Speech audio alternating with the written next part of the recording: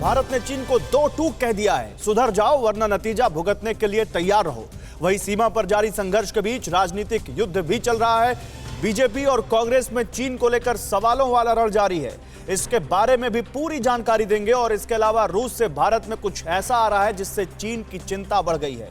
इन खबरों के साथ भारत चीन सीमा विवाद की 9 सबसे बड़ी खबरें देखिए न्यूज टॉप 9 भारत चीन टकराव में। भारत की चीन को दो टूक, बॉर्डर पर फौज बढ़ाई तो दोनों देशों के संबंधों पर पड़ेगा बुरा असर। चीन में भारतीय राजदूत विक्रम मिस्री ने कहा, ये पूरी तरह से चीन पर निर्भर है कि वो द्विपक्षीय संबंधों को किस दिशा में ले जाना चाहता है। उन्होंने कहा कि दोनों देशों के बीच सैन्य टकराव ना हो, इसका एकमात्र उपाय यह है कि चीन एलएसी पर गतिविधियां तुरंत बंद करे।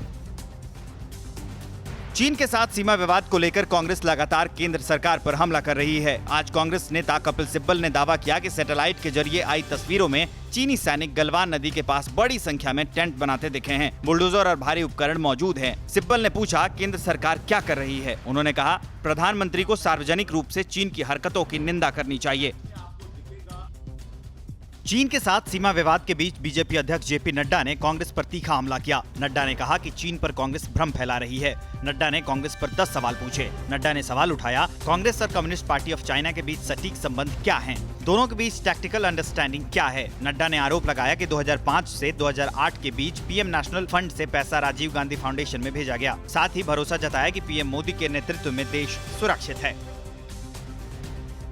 शिवसेना के मुखपत्र सामना ने चीन मुद्दे पर कांग्रेस नेताओं के बयान का समर्थन करते हुए बीजेपी और मोदी सरकार पर सवाल उठाए हैं। सामना ने लिखा है कि जब सोनिया और राहुल चीनी घुसपैठ पर सवाल करते हैं तो बीजेपी जवाब देने की बजाय आरोप लगाती है कि उन्हें चीन से पैसा मिल रहा है। सामना ने ये भी लिखा कि ये वक्त राजनीति का नहीं बल्कि सभी को एक साथ होकर चीन के खिलाफ मोर्चा खोलने का है।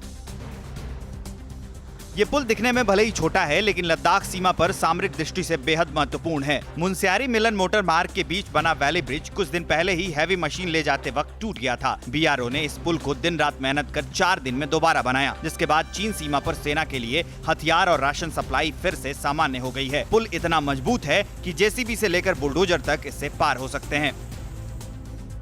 सीमा पर चीन अपनी हरकत से बाज नहीं आ रहा। सूत्रों के मुताबिक विवादित इलाके पेंगोंग में चीन ने नया हेलीपैड बनाया है। साथ ही इस इलाके में अपने सैनिकों की संख्या भी बढ़ा दी है।